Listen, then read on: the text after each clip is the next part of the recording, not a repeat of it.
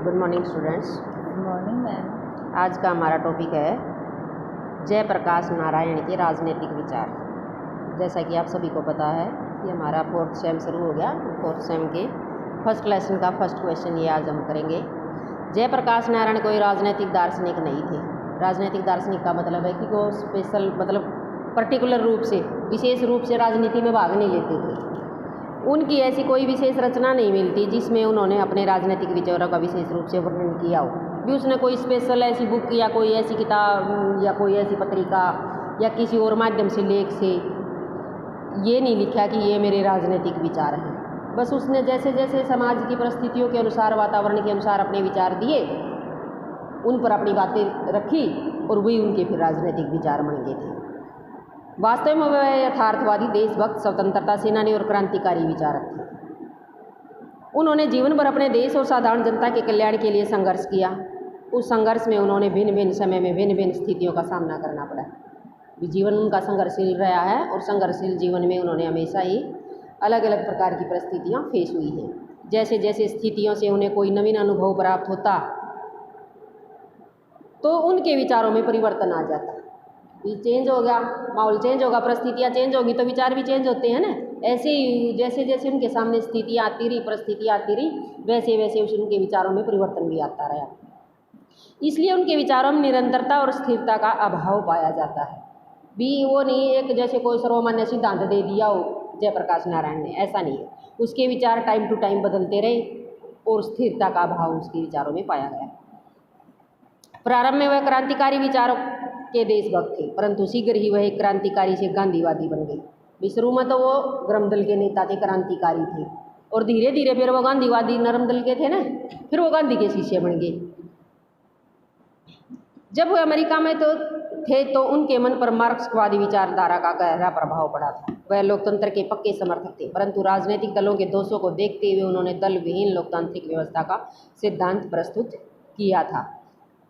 मार्क्सवाद तुम समझते हो, मजदूर क्रांति करवाई थी जिसने रूस में, रूसी क्रांति जो हुई थी 1 मई को मजदूर दिवस मनाते हैं हम, तो ये मार्क्सवाद का भी समर्थक था, लोकतंत्र का भी समर्थक था। लेकिन कैसा लोकतंत्र चाहता था? ये दल विहीन, क्योंकि अलग अलग दल होंगे तो अनेक भ्रष्टाचार, अनेक प्रकार की पार्टियां होंगी, तो लोगों को वोटिंग के लिए बहलाने फुसलाने के लिए पैसे का बोलबाला होगा, है ना, जाति का बोलबाला होगा। तो इस प्रकार ये दल विहीन लोकतंत्र के पक्के समर्थक थे। स्वतंत्रता प्राप्ति के पश्चात जब उन्होंने देश में फैले भ्रष्टाचार, कालाबाजारी, भूखमरी, आर्थिक असमानता और साधारण जनता की अन्य समस्याओं की जानकारी प्राप्त हुई तो उन्होंने संपूर्ण क्रांति का नारा दिया। भाई एक राजनीतिक क्षेत्र में क्रांति नहीं चाहिएगी, ये तो सामाजिक, आर्थिक, धार्मिक, सांस्कृतिक हर प्रकार के क्षेत्र में क्रांति की जरूरत है, जिसको संपूर्ण क्रांति का नाम दिया गया। भाई सारे क्षेत्र में क्रांति करते हुए तो नारायण के राजनीतिक विचारों में निरंतरता और स्थिरता का गुण नहीं था, क्योंकि वह जो कुछ भी व्यवहारिक रूप में देखते थे उसके अनुसार ही अपने विचार व्यक्त करते थे। भी जो देखा रोई बक दिया, है ना, तो कोई स्पेशल वो नहीं अपने विचार रखते थे। जयप्रकाश के ये राजनीतिक विचारों को हम निम्नलिखित शीर्षकों के अंतर्गत पढ़ेंगे। सबसे फर्स्ट है हमारा इसमें स्वतंत्रता संबंधी विचार। भी वो स्वतंत्रता के बारे में क्या सोचते थे, कैसी स्वतंत्रता चाहिए। जब जयप्रकाश नारायण व्यक्तिगत स्वतंत्रता के महान समर्थक थे। देखो, गांधी भी व्यक्तिगत स्वतंत्रता के समर्थक थे और ये भी थे। वह किसी भी स्थिति में व्यक्ति की की स्वतंत्रता के उल्लंघन को सहन नहीं करते थे। भाई चाहे कोई भी परिस्थिति आ जाओ, देश में कितना ही बड़ा संकट आ जाओ, कितना एक ऐसा माहौल चल रहा हो देश का, लेकिन व्यक्ति को उसकी स्वतंत्रता नहीं छीनी जानी चाहिए, है ना। व्यक्ति की स्वतंत्रता बिल्कुल उसके पास रहनी चाहिए, उससे नहीं छीनी जानी चाहिए। उनका मत था कि जिस राजनीतिक प्रणाली में व्यक्ति को अधिक से अधिक स्वतंत्रता प्राप्त नहीं होती, वह प्रणाली मानव के विकास को वास्तविक नहीं बना सकती। जब तक मनुष्य आज़ाद नहीं होगा, वास्तविक रूप से स्वतंत्र नहीं होगा, तब तक वो अपना विकास नहीं कर सकता, तब तक मानव का विकास नहीं हो सकता। उन्होंने न केवल व्यक्तिगत स्वतंत्रता पर बल दिया, बल्कि राष्ट्रीय, राजनीतिक, सामाजिक, आर्थिक, नैतिक स्वतंत्रता पर भी बल दिया था। व्यक्तिगत स्वतंत्रता के साथ साथ उसने क्या है, सामाजिक, आर्थिक, राजनीतिक, व्यक्तिगत, धार्मिक, नैतिक आदि पर बल दिया। उनका मत था कि स्वतंत्रता के ये सभी पक्ष एक दूसरे से अंतर संबंधित हैं। व्यक्तिगत स्वतंत्रता मिलेगी, व्यक्ति आज़ाद होगा, तभी तो राजनीतिक में इंटरेस्ट लेगा, तभी वो धार्मिक बातों में, नैतिक बातों में, सामाजिक बातों में इंटरेस्ट लेगा ना। ये सारी स्वतंत्रताएं जो है एक दूसरे से इंटरेक्ट है। अतः किसी एक पक्ष की गैर मौजूदगी भी स्वतंत्रता की व्यवहारिक उपलब्धता को अंतर अर्थहीन बना देती है। इनमें से एक भी अगर स्वतंत्रता ना होगी ना तो बाकी सारी भी अर्थहीन हो जाएंगी, उनका भी कोई वैल्यू नहीं रहेगी। उनके इस विचार का अर्थ यह था कि जहाँ व्यक्तियों को आर्थिक स्वतंत्रता प्राप्त होती है वहाँ राजनीतिक स्वतंत्रता, सामाजिक स्वतंत्रता का कोई महत्व नहीं रह जाता। लोग कहें जब तक लोग आज़ाद नहीं होंगे, काम करने की स्वतंत्रता, आर्थिक स्वतंत्रता हम समझते हैं ना, उनको उचित वेतन नहीं मिलेगा, काम के घंटे उनके निश्चित नहीं होंगे, उनको मनोरंजन के साधन के लिए छुट्टी की व्यवस्था नहीं होगी, उनका वेतन निश्चित नहीं होगा, तब तक उनके लिए राजनीतिक और सामाजिक स्वतंत्रता अर्थहीन है। नेक्स्ट है हमारा समानता संबंधी विचार। जयप्रकाश नारायण ने भारतीय राजनीति में प्रवेश तो किया, उन्होंने इंटरेस्ट तो लिया था, राजनीति में प्रवेश किया, तो ब्रिटिश सरकारी भारतीयों के साथ राजनीतिक, सामाजिक और नस्ल के भेदभाव आधार पर भेदभाव कर रही थी। जब अंग्रेजी सरकार थी ना तब वो भारतीयों के साथ तुम पता है कितना भेदभाव करती थी, उनको अपने आप को गोरे हमें वो काले समझते थे।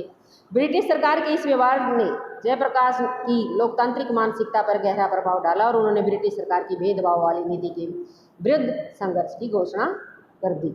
स्वतंत्रता की प्राप्ति, समानता के संबंध में भी जयप्रकाश का विचार यह थी कि समाज में रहने वाले व्यक्ति को प्रत्येक तरह की समानता प्राप्त होनी चाहिए। स्वतंत्रता नहीं, वो समानता के भी पक्षधर थे भी। हर व्यक्ति चाहे अमीर है, गरीब है, पढ़ा लिखा है या अनपढ़ है, चाहे देश का एक प्रधानमंत्री है, चाहे आम नागरिक है, सब एक नज़र में, कानून की नज़र में या सरकार की नज़र में सम्मान होना चाहिए, है ना। समानता के पक्षधर थे। उन्होंने इस बात पर बल दिया कि जाति, धर्म, लिंग, जन्म स्थान व सामाजिक लिंग आदि के आधार पर किसी प्रकार मनुष्य के साथ किसी भी प्रकार का भेदभाव नहीं करना चाहिए। नेक्स्ट है हमारा राजनीति में नैतिक मूल्यों पर बल। जयप्रकाश वास्तव में आध्यात्मिक और नैतिक व्यक्ति थे। वो उनका धर्म में भी विश्वास था, साथ साथ राजनीतिज्ञ होने के साथ साथ वो आध्यात्मिक भी थे। नैतिकता के प्रति उनकी वचनबद्धता इतनी दृढ़ थी कि कोई भी नैतिक दृष्टि से उन्हें उचित नहीं लगा तो उन्होंने परित्याग कर दिया।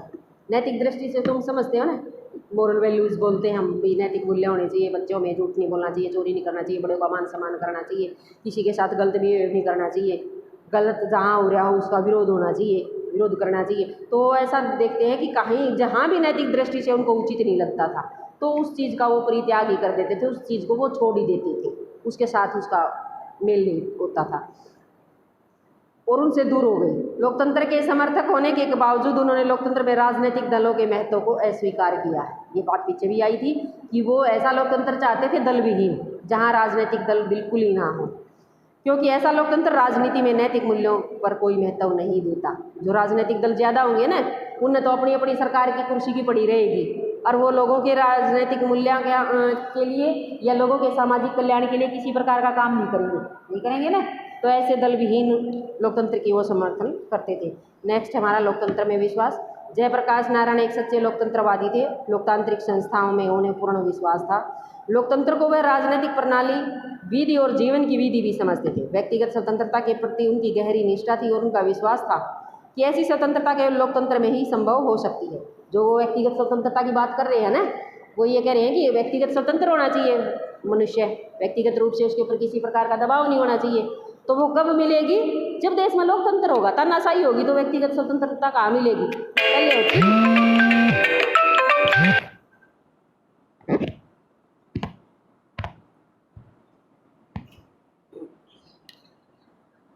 तो ऐसी स्वतंत्रता, व्यक्तिगत स्वतंत्रता के प्रति गहरी निष्ठा होने के कारण वो हमेशा लोकतंत्र में विश्वास करते थे, क्योंकि व्यक्तिगत स्वतंत्रता जो है हमेशा ही लोकतंत्र में मिलती है। उनके मतानुसार लोकतंत्र की सफलता के लिए आवश्यक है कि लोगों को अध्यात्म और नैतिक मूल्यों में विश्वास हो। नैतिक मूल्यों के तो वो पक्के समर्थक थे, आध्यात्मिक भी थे साथ में। वह चाहते थे कि सत्य, अहिंसा, सहयोग और सहनशीलता की भावना इतनी ज़्यादा प्रबल हो कि लोग लोकतंत्र की रक्षा के लिए हर तरह के अत्याचार का निडरता से सामना कर सके। उनका विश्वास था कि लोकतंत्र की सफलता के लिए विकेंद्रीयकरण होना चाहिए। विकेंद्रीयकरण समझते हो तुम क्या होता है? शक्तियों का बंटवारा करना। जब पावर किसी एक मुट्ठी में न होकर अलग अलग इकाइयों में हो, जैसे केंद्र सरकार भी हो, राज्य सरकार भी हो, स्थानीय सरकार भी हो। अगर एक ही सरकार होगी तो देश में वो तानाशाही बढ़ सकती है ना। तो शक्तियों का बंटवारा भाई, कुछ महत्वपूर्ण विषय होते हैं उन पर केंद्र सरकार कानून बना ले, कुछ स्थानीय विषय होते हैं उन पर राज्य सरकार बना ले या स्थानीय निकाय बना ले। जो हमारी ग्राम पंचायत, ये नगर परिषद वगैरह होती है, नगर पालिका या जिला परिषद वगैरह होती है, तीसरी प्रकार की सरकार है। तो इस प्रकार वो इकाइयों में बंटवारा करना चाहते थे, केंद्रीयकरण का विरोध। नेक्स्ट है जयप्रकाश नारायण राजनीतिक और आर्थिक केंद्रीयकरण के विरुद्ध थे। केंद्रीयकरण फिर आ गया, देखो विकेंद्रीकरण तो शक्तियों का बंटवारा, और केंद्रीयकरण क्या हो गया, एक मुट्ठी में पावर सभी, वो इसका विरोध करते थे। केंद्रीयकरण का समर्थक हो गया तो विकेंद्रीकरण का समर्थक हो गया तो केंद्रीयकरण का पे विरोधी होगा। वो चाहता ही नहीं कि ऐसी सरकार बने जो एक ही हो बिल्कुल पूरे देश पर, क्योंकि वो कभी भी तानाशाही रूप ले लेती है, जैसे चीन में है ना, कर देते हैं ना चीन वाले तानाशाही, बोलने नहीं देते अपने जनता को, नागरिकों को विचार प्रकट करने नहीं देते किसी भी विषय पर। वो तो साम्यवादी देश है। उनका मत था कि शक्तियों का केंद्रीयकरण सत्तावाद या तानाशाही को प्रोत्साहित करेगा, तानाशाही आएगी। केंद्रीयकरण व्यक्तिगत स्वतंत्रता के लिए भी हानिकारक है। जहाँ मतलब एक दल की सरकार होगी या शक्तियों का बंटवारा एक हाथ में होगा, वहाँ व्यक्ति की स्वतंत्रता की कोई वैल्यू नहीं होती। जैसे चीन में कोई वैल्यू नहीं है व्यक्ति की स्वतंत्रता की। और अपने तो देखो जो जी चाहे जैसा आंदोलन करना है हमें, या और किसी प्रकार से अपने विचार सरकार के खिलाफ बोलना है, बोल देते हैं ना, न्यूज़ में, टीवी में, रेडियो पे, कहीं भी अपने विचार प्रकट कर लो। व्यक्तिगत स्वतंत्रता है हमारे यहाँ, विचारों की भी स्वतंत्रता है, लेकिन ऐसा केंद्रीयकरण वाली व्यवस्था में नहीं होता। जहाँ केंद्रीयकरण होता है वहाँ व्यक्तिगत स्वतंत्रता का कोई महत्व नहीं होता। जहाँ अधिक केंद्रीयकरण होगा लोकतंत्र उतना ही अधिक सीमित हो जाएगा। जहाँ तानाशाही होगी या केंद्रीयकरण होगा वहाँ लोकतंत्र नाम का मिलेगा आपको, मुश्किल से सीमित थोड़े रूप में। इसका कारण यह है कि केंद्रीयकरण लोगों की राजनीतिक सहभागिता को प्रोत्साहित नहीं करता। अगर तानाशाही व्यवस्था होगी तो लोग राजनीति में भाग ही नहीं लेंगे। राजनीति में भाग नहीं लेंगे तो उनका इंटरेस्ट देश की सरकार के प्रति रहेगा नहीं। वो ना सरकार की आलोचना करेंगे, जैसा सरकार चला रही है चलते रहेंगे उनके पीछे पीछे, है ना। अगर सरकार, अब जैसे हमें कृषि कानूनों के विरुद्ध आवाज़ उठाई ने, क्योंकि हमारे यहाँ भी केंद्रीयकरण था, शक्तियों का बंटवारा किया हुआ था, एक हाथ में पावर नहीं थी। हमारे देश में सर्वोच्च न्यायालय था, दरवाज़ा खटखटा भी सकते थे, लेकिन हमने अपने अधिकारों को लेने के लिए लोगों ने अपनी आवाज़ उठाई। व्यक्तिगत स्वतंत्रता थी तभी तो आवाज़ उठाई, वरना नहीं उठा पाते। चीन जैसे देश में ये कानून बनते तो वहाँ ऐसे थोड़ा नहीं होता, वहाँ तो ज़बरदस्ती थोप दिया जाता उनके ऊपर। तो ऐसे जो है शक्तियों का केंद्रीकरण लोगों के अधिकारों और स्वतंत्रताओं के लिए भी विनाशकारी सिद्ध होता है, क्योंकि सरकारी अधिकारियों में निरंकुश प्रवृत्ति पैदा होती है जो उनके द्वारा लोगों के अधिकारों और स्वतंत्रताओं के उल्लंघन के लिए उत्तरदायी है। जो सरकार अफसर होंगे ना, वह भी काम नहीं करेंगे, वह भी निरंकुश हो जाएंगे, जनता को धक्के दिए जाएंगे, ऐसे आज आना 2 दिन बाद आना, महीने बाद आना, ऐसे वो काम नहीं निपटाते। जहाँ आर्थिक केंद्रीकरण ज़्यादा होगा वहाँ पूंजी और उत्पादन के साधन थोड़े से व्यक्तियों के हाथों में केंद्रित होकर रह जाएंगे। भी बड़े बड़े जो 5-10% लोग होते हैं ना, धनी लोग, जैसे अपने हैं टाटा बिरला है, अंबानी है, और जो भी हैं अपने 5-4 परिवार हैं, 5-4 घराने हैं जो अच्छे पूंजीवादी हैं। तो अगर देश में लोकतंत्र नहीं होगा, केंद्रीयकरण होगा, तो वहाँ इन 5% लोगों, ये केवल 5% होते हैं लोग ऐसे, तो सारे संसाधन जो देश के आर्थिक संसाधन हैं उन 5% लोगों के हाथों में सिमट कर रह जाएंगे। आम जनता को निवेश करने का मौका ही नहीं मिलेगा। तानाशाही प्रवृत्ति में इतने रूल रेगुलेशन टाइट कर देंगे, वो बिना कोई फैक्ट्री लगा सकते, ना कोई कंपनी लगा सकते हैं।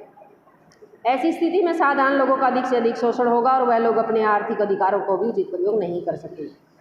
विकेंद्रीयकरण का समर्थन ये तुम अपना आप कर लोगे। जब केंद्रीयकरण के वो विरोध था, विकेंद्रीयकरण का समर्थन करता है, शक्तियों का बंटवारा चाहता है कि लोगों को ज़्यादा से ज़्यादा अधिकार मिले, विचारों की स्वतंत्रता हो, आर्थिक स्वतंत्रता हो, व्यक्तिगत स्वतंत्रता हो, लोकतंत्र हो। और ये कब होगा? जब सारी पावर किसी एक हाथ में न होकर अलग अलग इकाइयों के हाथों में होगी, अलग अलग प्रकार की सरकारें होंगी, कम से कम शक्ति जो है कम से कम हाथों में होगी, कम से कम शक्ति कम से कम लोगों के हाथों में। ये फार्मूला है विकेंद्रीयकरण का। अगर ज़्यादा से ज़्यादा पावर एक हाथ में होगी तो वो केंद्रीयकरण होगा। अगर कम से कम शक्ति, अब थोड़ी सी शक्ति थी, मोदी के पास इतनी शक्ति होती तो कानून रद्द नहीं करता ना, उसके पास इतनी ज़्यादा पावर नहीं थी। उसको पता था कि संसद में विपक्षी भी हैं, वो हमारे खिलाफ अविश्वास प्रस्ताव भी पास हो सकता है, हमारी टांग खींचते रहेंगे। आगे वोटिंग का अधिकार भी है जनता के पास, वो वोटिंग के अधिकार के माध्यम से तुझे मतलब पटकनी देंगे। तो ऐसे जो है वो विकेंद्रीकरण के समर्थक थे। भारतीय लोकतंत्र की आलोचना, हालांकि वो लोकतंत्र का समर्थक था, लेकिन भारतीय लोकतंत्र की आलोचना क्यों करता था? क्योंकि अपने देश में अनेक दल हैं। वो कैसे लोकतंत्र की समर्थन करता था? वो दल विहीन लोकतंत्र की समर्थन में था। और लेकिन भारत में तो पता नहीं कितनी तो राष्ट्रीय पार्टियां हैं, कितनी केंद्रीय क्षेत्रीय पार्टियां हैं, सब अपने अपने स्वार्थ में लगी रहती है। हर कोई सरकार बनाता है तो अपने स्वार्थों की पूर्ति करता रहता है। राष्ट्र हित की तरफ ध्यान न देकर जो भारतीय लोकतंत्र है वो केवल अपने पेट भरने में, अपनी आने वाली पीढ़ियों के लिए पैसा जोड़ने में ही हमारे राजनीतिज्ञ लगे रहते हैं। इसलिए वो जनसाधारण की सहभागिता चाहता था कि भारतीय लोकतंत्र में ज़्यादा से ज़्यादा लोग जो है राजनीति में इंटरेस्ट लें। कुछ एक लोग हैं जो बार बार वही बढ़ते रहते हैं, उन्हीं की सरकार आती रहती है, तो वो फिर तानाशाही का रूप ले लेता है। तो भारतीय लोकतंत्र के पक्ष लेते हैं। दल विहीन लोकतंत्र, ये भी बार बार बता चुके हैं कि वो दल विहीन लोकतंत्र के समर्थक थे, जिसमें एक भी राजनीतिक दल ना हो, 2-3 हो, उन्हें में सरकार आ जा चले जा, जनता के कल्याण के लिए काम करते रहे, स्वयं को अपना जनता का सेवक समझे, ना कि मालिक समझे, है ना। अगर वो मालिक समझेंगे तो फिर मालिक के बढ़ के बैठ जाए, शक्तियों का बंटवारा हो जाए, ग्राम लेवल की समस्याएं ग्राम पंचायत सुलझाए, स्टेट लेवल की समस्याएं स्टेट सुलझाए और सेंटर लेवल की समस्याएं सेंटर सुलझाए। ऐसे दल विहीन लोकतंत्र के समर्थक थे वो, है ना। फिर समाजवादी संबंधी सबक, नारायण जब अमेरिका में थे तो उन्होंने मार्क्सवादी साहित्य का अध्ययन करने का अवसर प्राप्त किया था। मार्क्सवाद के समर्थक थे वो। मार्क्सवाद ने ही समाजवाद आया था, जो जब रूस में 1917 में समाजवाद आया था ना, तो ये मार्क्सवाद के कारण ही आया था। कार्ल मार्क्स था जो क्रांतिकारी था, जिसने सभी मजदूरों को एक झंडे के नीचे एकत्रित होने के लिए प्रेरित किया था। भाई तुम अगर समाज 2 वर्गों में बढ़ता रहेगा, पूंजीपति वर्ग और मजदूर वर्ग, मजदूर गरीब होते रहेंगे, पूंजीपति अमीर होते रहेंगे, तुम्हारे द्वारा जो मुनाफा इनको मिलता है वो इन मुट्ठी भर उद्योगपतियों की जेब में जाता रहेगा, तुम्हें तो उसका बेनिफिट मिल नहीं रहा, तो क्रांति करो। तो फिर इस प्रकार के समाजवाद का जो है इसने समर्थन किया था। भी लोगों को अपने अधिकारों के लिए लड़ना चाहिए, समाज में जो है काम करने का अवसर है, या लोगों को निवेश करना है, उद्योग फैक्ट्रियाँ लगाना है, वो सब का जो ये उत्पादन के साधन है उस पर केवल सरकार का अधिकार न होकर आम जनता का भी अधिकार होना चाहिए। जो हमारे भौतिक संसाधन हैं उनके केवल मुट्ठी भर 5% लोगों का अधिकार न होकर आम जनता का अधिकार होगा। आम जनता का अधिकार होगा तो वो भी उद्योग फैक्ट्री कंपनी लगाएंगे तो लोगों को रोजगार मिलेगा, रोजगार मिलेगा तो समाजवाद आ जाएगा, है ना। तो ऐसे समाजवाद के संबंधी उनके विचार थे। फिर है सर्वोदय संबंधी विचार। सर्वोदय का मतलब होता है कि सबका उद्धार हो, है ना। सर्वोदय शब्द का प्रयोग सर्वप्रथम महात्मा गांधी ने 1904 में किया था। ये 1 नंबर में आ सकते हैं आपके ऐसे प्रश्न, भाई सर्वोदय शब्द सबसे पहले किसने प्रयोग किया, कब प्रयोग किया, ये पीछे भी मिल जाएंगे वैसे तो। प्रसिद्ध विद्वान जॉन रस्किन की पुस्तक अनटू द लास्ट के गुजराती भाषा में अनुवाद का नाम उन्होंने सर्वोदय रखा था। अनटू द लास्ट जो है ये एक बुक का नाम था, जिसको उसने हिंदी में सर्वोदय कह दिया। सर्वोदय का साधारण है सभी का कल्याण, सभी का उद्धार होना था ना, कि सर्वोदय का कल्याण, सभी का कल्याण। गांधी जी ने वर्तमान विश्व की सामाजिक व आर्थिक बुराइयों को हल करने के लिए सर्वोदय को सर्वोत्तम साधन माना है। सबका देखो, देश में सामाजिक और आर्थिक बुराइयां कब होंगी, जब सबको पेट भर रोटी मिल जाएंगी, सबकी बेसिक नीड्स जो है रोटी कपड़ा और मकान ये पूरी हो जाएंगी। फिर अब लोग ये अत्याचार क्यों करते हैं, गुंडागर्दी क्यों करते हैं, चोरी डाके डकैत क्यों करते हैं, क्योंकि उनका पेट नहीं भरता। कुछ लोगों को उनको रोजगार के साधन नहीं मिल रहे। जब सभी लोगों को रोजगार मिल जाएगा, उनका पेट भर जाएगा, रोटी उनको मिल जाएगी, कपड़ा उनको मिल जाएगा, मकान उनको रहने के लिए मिल जाएगा, तो वो क्यों ये ऐसे चोरी डाके डकैत वगैरह डालेंगे, है ना। तो इस प्रकार वो सभी के कल्याण के ऊपर जो है समाजवाद के ऊपर, समाजवाद आएगा तो सभी को उन्नति के अवसर मिलेंगे। समाजवाद का मतलब यही होता है कि सभी के उन्नति के अवसर, काम के अवसर, अवसर की समानता जिसको हम बोलते हैं। समाजवाद में अवसर की समानता होती है, वे अवसर की समानता सबको मिलेगी। मौका मिलना चाहिए। देखो ये पढ़े लिखे जो लोग हैं उनको मौका ही नहीं मिलेगा तो वो करेंगे क्या।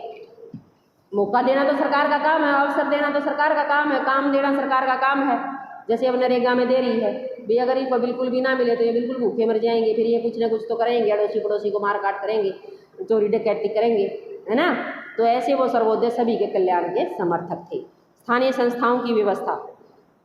स्थानीय संस्थाएं अभी बताया कि ये विकेंद्रीयकरण के पक्षधर थे। विकेंद्रीयकरण में एक सेंट्रल गवर्नमेंट होती है और एक स्टेट गवर्नमेंट होती है, और एक स्थानीय निकाय होते हैं जिसको हम ग्राम पंचायत, जिला परिषद, नगर परिषद, नगर पालिका, नगर निगम वगैरह बोलते हैं ना। तो इन संस्थाओं के, तो इस प्रकार वो चाहते थे कि ग्रामीण क्षेत्रों की समस्याओं को सुलझाने के लिए उन्हीं लोगों को अपनी समस्याओं का ज़्यादा बेटर रिजल्ट देंगे ना सुलझाने में। एक नेता आए या एक बड़ा अधिकारी आए, उसको गांव की समस्या का पता नहीं होता, वो एक आध घंटा आएगा, 1 घंटा आएगा, उसका समाधान इतना जल्दी थोड़ा नहीं हो जाएगा। जो लोग यहाँ रहता है, सरपंच वहाँ रहता है, गांव की समस्याओं उसको पता है भी कैसे हैं, कैसे लोग, अगर गली कच्ची है तो कैसे लोग परेशानियाँ फेस कर रहे हैं, अगर पानी का पीने का पानी नहीं है, अगर जोड़ में साफ पानी नहीं है, जो अपने जोड़ वगैरह होते हैं भैंस वगैरह पिला, तो वहाँ की समस्याओं को कौन अच्छे तरीके से जानता है? ग्रामीण लेवल के लोग। और उन्हीं को सुलझाने के लिए अगर उन्हीं को ये अधिकार दे दिया जाए कि आप ही अपनी समस्याओं को सुलझाइए, तो वो बेटर तरीके से सुलझाएंगे, ना कि एक अफसर, न कि एक नेता जो कि कुछ एक सेकंड गाड़ी में आएगा और गाड़ी में ही चला जाएगा, उसको कच्ची गली से मतलब न, उसको जोड़ से मतलब न, उसको पीने के पानी के कुएँ से मतलब भी है या नहीं है। तो वो स्थानीय संस्थाओं के विकास पर ज़्यादा ध्यान देते थे। राज्य संबंधी विचार, मार्क्सवाद जब व्यक्तिवाद के समर्थक थे तो वो राज्य को एक इतने अधिकार देने के पक्षधर नहीं थे। गांधीवादी भी राज्य को एक आवश्यक बुराई मानते थे, गांधी जी भी ये भी इसी प्रकार कहते हैं कि राज्य की को शक्ति पर आधारित संस्था। वैसे तो कार्ल मार्क्स और गांधी जी का विचार था कि उसके पास पावर होती है और जहाँ पावर ज़्यादा होगी वो तानाशाही परिवर्ती, वो अपनी मनमर्जी चलाएगा, है ना। तो उनका विचार था कि शक्ति पर आधारित संस्था व्यक्तिगत स्वतंत्रता के लिए आवश्यक स्थितियाँ पैदा नहीं कर सकती। अगर शक्ति पर आधारित सरकार होगी ना तो व्यक्तिगत स्वतंत्रता का कोई वैल्यू नहीं रहेगी। महात्मा गांधी की तरह नारायण ने भी राज्य को एक अनैतिक संस्था माना है, एक आवश्यक बुराई माना है। भी राज्य के काम तो कम से कम वैसे कानून व्यवस्था मेंटेन करने तक रहने चाहिए। भी देश में अफरा तफरी ना मचे, कानून ना हो, गुंडागर्दी का राज ना आए, कानून व्यवस्था मेंटेन करें, लोगों को कैसे अपनी आजीविका कमानी है, उद्योग फैक्ट्री कहाँ लगाने, उनके रूल रेगुलेशन कैसे बनाने हैं, ये इसमें उसमें जनता की सहभागिता भी होनी चाहिए, है ना। तो वो राज्य को एक आवश्यक बुराई मानते थे। कार्य क्षेत्र को सीमित करना चाहते थे। राज्य का क्षेत्र जो है काम का वो कम से कम होना चाहिए, तभी व्यक्तिगत स्वतंत्रता का लाभ उठा सकते हैं, फायदा उठा सकते हैं, मतलब आनंद ले सकता है व्यक्ति। फिर है राजनीति का आध्यात्मिकरण। आध्यात्मिकरण होता है राजनीति में धर्म की इन्वॉल्वमेंट होना। भी राज्य की नैतिकता और अध्यात्म जब राजनीति में आएंगे तो लोग नैतिक मूल्य उनके अंदर होंगे या धर्म के पक्षधर होंगे, तो ये जो है वो बुराइयों से दूर रहेंगे। अगर राजनीति में किसी प्रकार का भगवान का डर ना हो उन्हें, या उन्हें झूठ बोलने से कोई नफरत ना हो, चोरी करने से कोई नफरत ना हो, बड़ों यही होते हैं नैतिक मूल्य, तो भी चोरी ना करो, झूठ ना बोलो, बड़ों का मान सम्मान करो, है ना, सबका भला करो। और जब ये गुण एक राजनीतिज्ञ के अंदर होंगे तो सबका भला अपना आप करेगा ना भला। अगर ये गुण नहीं होंगे, अगर उसका धर्म में किसी भी धार्मिक आस्था में उसकी निष्ठा नहीं होगी, उसकी आस्था नहीं होगी, तो वो फिर अपने आप को ही भगवान समझने लग जाएगा कि मैं तो कुर्सी मिलती है, मैं ये राजा हूँ, मैं ये हूँ, अब सब कुछ तानाशाही रूप ले लेगा। तो इस प्रकार जो है वो राजनीति के आध्यात्मिकरण में पक्षधर थे। संपूर्ण क्रांति के विचारक पक्षधर थे। तो जेपी ने 1954 में राजनीति से संन्यास ले लिया था, परंतु 1974 में देश की राजनीतिक असमंजस की स्थिति में पहुंच गई थी। 1974 में संपूर्ण क्रांति आई थी, जो इस लेसन का सबसे इम्पोर्टेंट क्वेश्चन बनेगा, जयप्रकाश नारायण के संपूर्ण क्रांति संबंधी विचार। इसलिए जेपी ने राजनीति में पुनः प्रवेश किया और भारत के नौजवानों के लिए संपूर्ण क्रांति का नारा पेश किया। उन्होंने संपूर्ण क्रांति के निम्नलिखित 7 पक्ष बताए थे। नैतिक आध्यात्मिक क्रांति, सारे मिलेंगे इसमें, तभी जाकर संपूर्ण बनेगी। विचारात्मक और बौद्धिक क्रांति, सांस्कृतिक क्रांति, सामाजिक क्रांति, शैक्षणिक क्रांति और राजनीतिक क्रांति और आर्थिक क्रांति। इस प्रकार संपूर्ण क्रांति के माध्यम से जयप्रकाश नारायण के संपूर्ण समाज को पुनर्निर्माण करना चाहते थे। ठीक है, आज का टॉपिक हमारा कंप्लीट। Thank you.